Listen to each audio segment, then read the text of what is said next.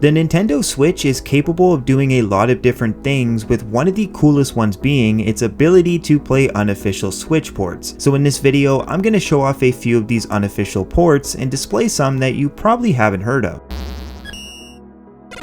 And so, the first Switch port is another Metroid 2 remake. This one is slightly controversial due to many people in the AM2R community having disagreements with the person who was handling the game's port for both the Vita and Switch. Yet even with the controversy, I do still think it's worth mentioning AM2R because of how remarkable the game is. Now for those that don't know what AM2R is, it's a remake of Metroid 2 that was created in 2016 to honor the series' 30th anniversary. It added a bunch of new features, graphics, and music along with new areas and bosses, basically making the entire experience very different from other Metroid titles. One of the things that I personally enjoyed from this remake is the simple fact that you now have a map, which makes the game a lot easier and a lot faster paced, making the experience feel a lot more streamlined. Another thing that I like about AM2R specifically on the Switch is its controls. When it comes to Metroid games, fans of the series rely on a fluid and accurate control scheme, which luckily this title replicates quite well.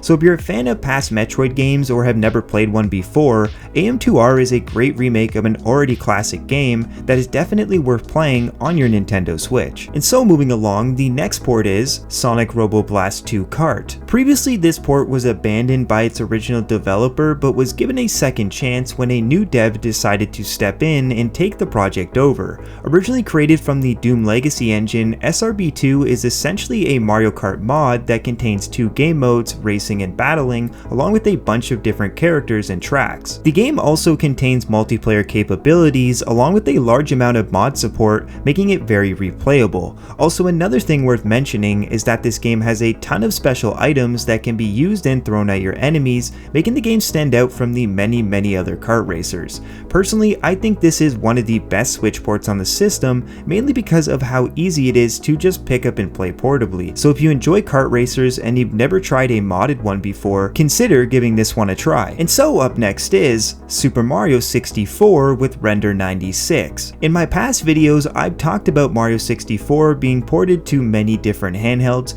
yet when it comes to the Nintendo Switch, many already know that Mario 3D All-Stars collection has Mario 64 included within it. But what many don't know is that there's actually a fan-made version known as Render 96, which uses upscaled renders taken directly from the original 1996 concept art. It's one of those games where once you actually start to play and experience the graphics, you'll really start to enjoy and notice the small improvements. Also, another thing to keep in mind with Render 96 is how customizable the game is. Everything within it is able to be modified and you're capable of changing anything that you don't like, which is always a nice little thing to have. Now granted, this port is probably not for beginners as it does require some technical expertise to get it up and running, but there are a ton of videos online which definitely help make that process easier. So in general, if you like Mario 64 and you want a fun way to change up the original, this is still a good game to check out on the Nintendo Switch. And so next in is Elder Scrolls Morrowind. Usually when people think about Elder Scrolls, they think about Elder Scrolls Online or Skyrim,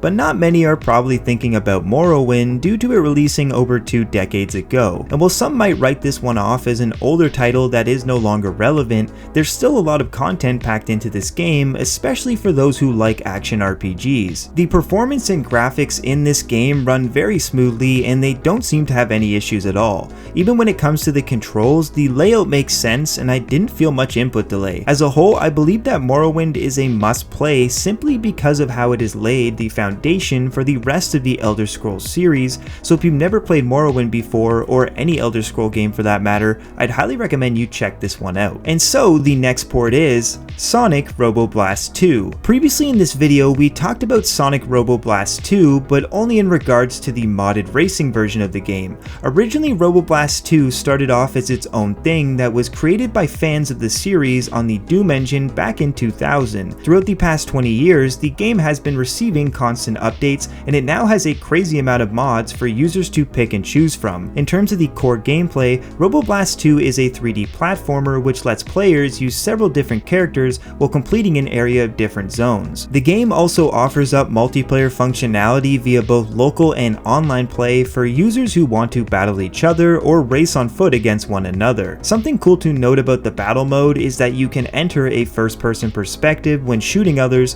which is a cool little feature to have. All in all, Sonic Roboblast 2 is a true testament to the power of modding communities, as a bunch of people came together to make this awesome port possible. So if you like Sonic and you haven't given this one a try, be sure to check it out on your Switch. And so in last we've got Osu. Now for people who have been on the internet for quite some time, they probably know what this game is, but for those that don't, Osu is a free-to-play rhythm game where players have to click and drag on circles, all while maintaining proper timing. Now sadly, this game could never come to the Switch officially due to its violation of IPs and its use of copyrighted soundtracks and sounds. But luckily, a user was able to create a fully working port of Osu on the Nintendo Switch, including all of its custom beat maps and skins. The entire game works great, and the controls adapt themselves quite well to the PC's keyboard layout. One thing I enjoyed most about this port was its use of touchscreen controls and its ability to maintain a steady 60 FPS. All in all, Osu is a fun rhythm game that really anybody can pick up and play, so if you haven't tried it before, I think it's worth giving a go. And so that is the end of my list. I made this video because I wanted to showcase some Switch ports that often don't get discussed, and to hopefully draw some awareness to the people who spend countless hours making all of them possible.